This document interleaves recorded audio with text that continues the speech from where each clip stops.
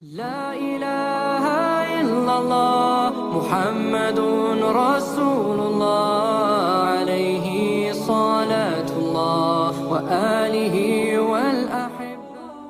Assalamualaikum warahmatullahi wabarakatuh. Uqbah bin Amir al-Juhani bercerita sesosok sahabat Nabi yang dahulu beliau adalah seorang pengembala kambing.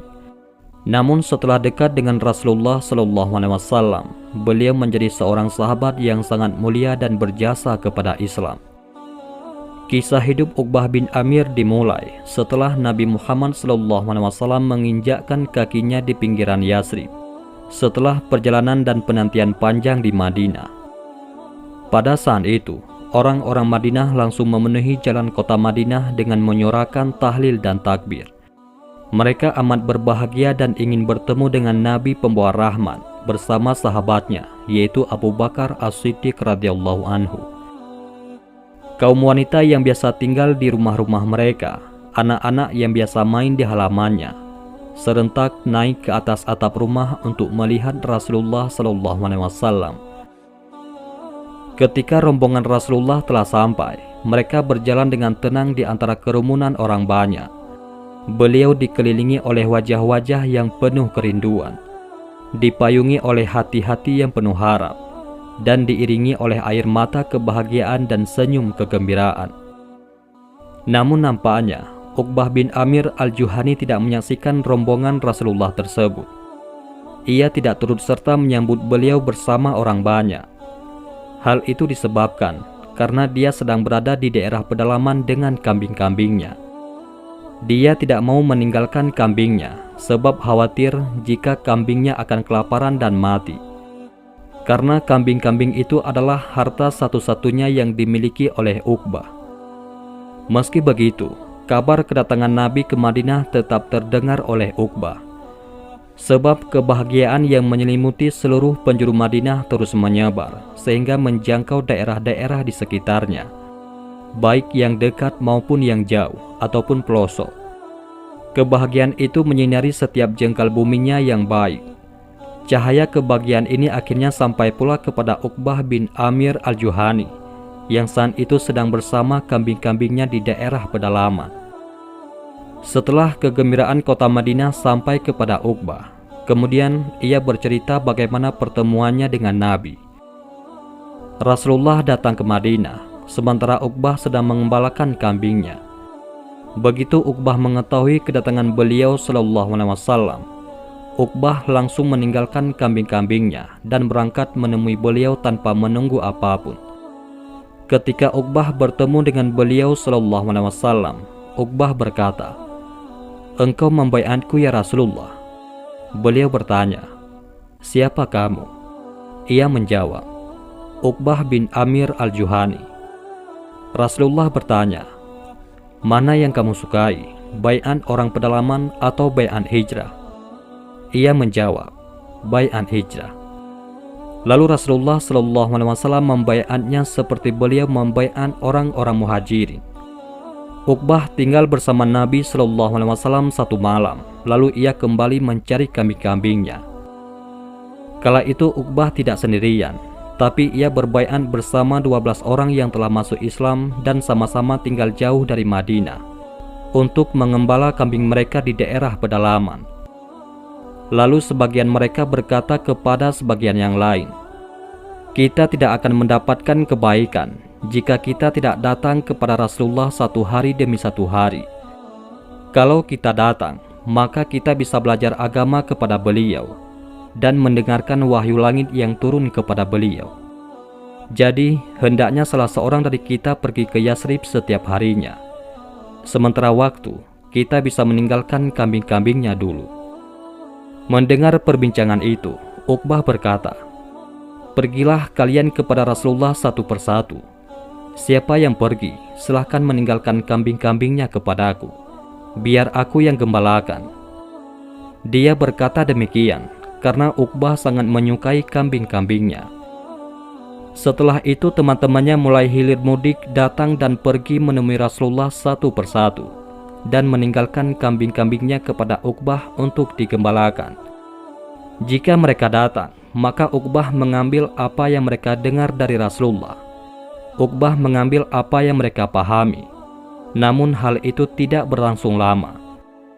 Uqbah bin Amir al-Juhani mulai berkata kepada dirinya sendiri, "Celaka kamu, hanya karena beberapa ekor kambing yang harganya tidak seberapa, kamu rela kehilangan kesempatan menyertai atau menemui Rasulullah, sehingga dapat mengambil ilmu langsung dari beliau tanpa perantara." Saat perasaan itu membayangi Uqbah, seketika itu ia meninggalkan kambing-kambingnya dan ikut pergi ke Madinah untuk tinggal di masjid, tepatnya di samping Rasulullah. Uqbah bin Amir tidak pernah menduga sebelumnya kalau dia akan mengambil keputusan tersebut. Mungkin setelah ia bersama Nabi, dia akan menjadi seorang ulama di deretan para ulama besar. Dia akan menjadi seorang syekh di antara para syekh. Dia akan menjadi panglima di antara para panglima penakluk yang gagah berani. Dan ia akan menjabat sebagai seorang gubernur di antara para gubernur Islam yang diperhitungkan. Dan semua itu terjadi.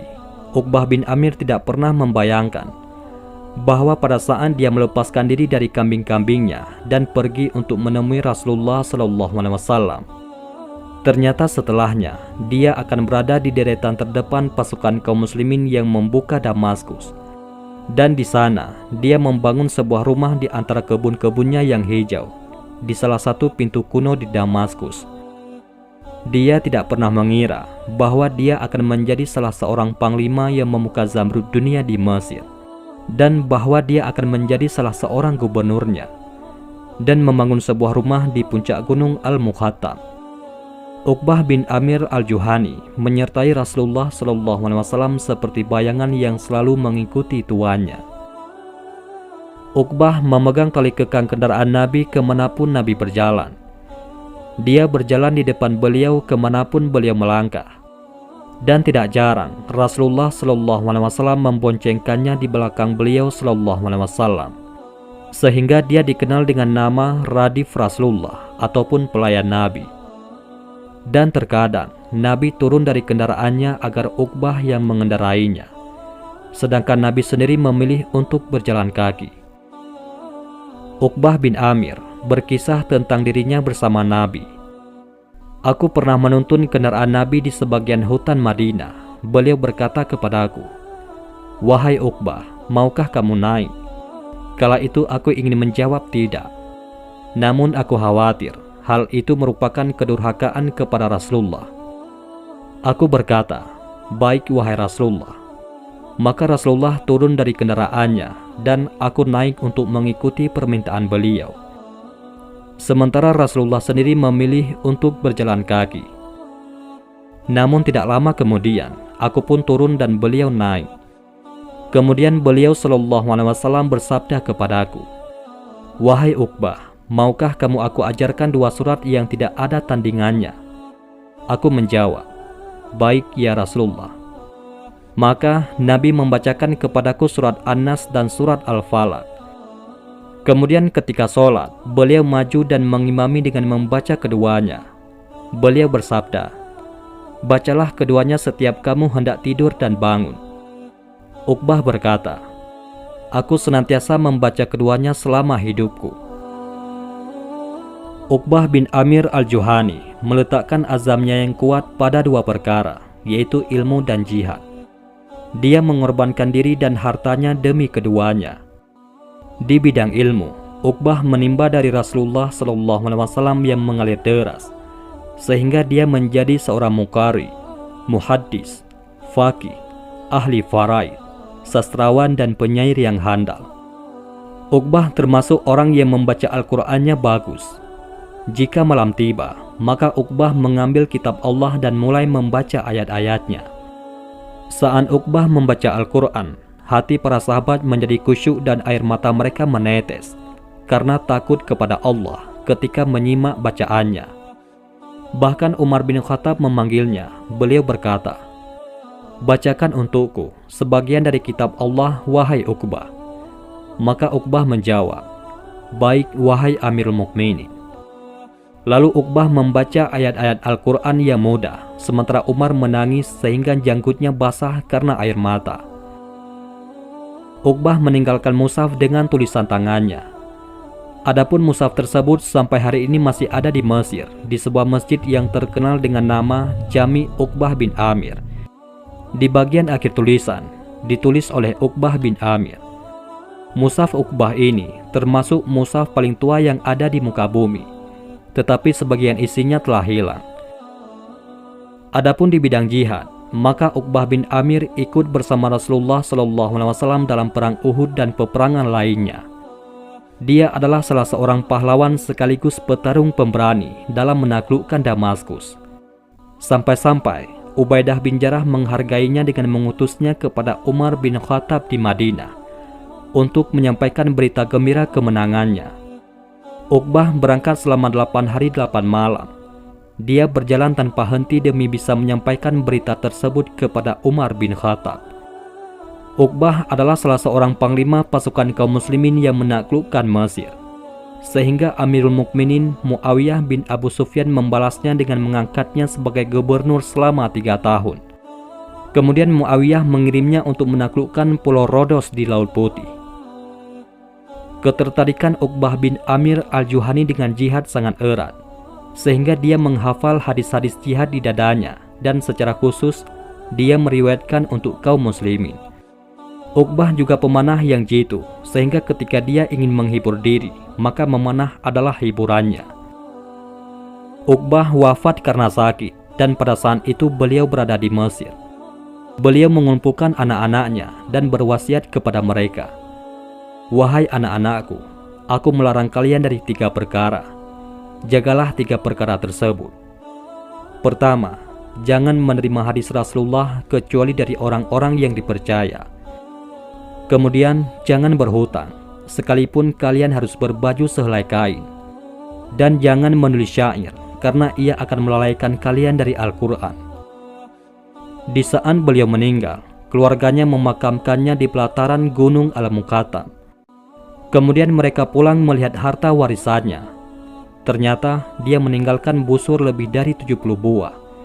Setiap busur dilengkapi dengan tanduk dan anak panah. Dia mewasiatkan kepada keluarganya agar digunakan di jalan Allah. Semoga Allah memuliakan wajah seorang qari, ulama sekaligus mujahid di jalan Allah, yaitu Uqbah bin Amir al-Juhani. Itulah kisah Uqbah bin Amir al-Juhani. Beliau meninggalkan 3 wasiat yang sangat berharga. Hati-hati dalam menerima hadis, jangan berhutang, dan jangan melalaikan Al-Quran. Wallahu a'lam bishawab. Mudah-mudahan ini semua bermanfaat. Assalamualaikum warahmatullahi wabarakatuh.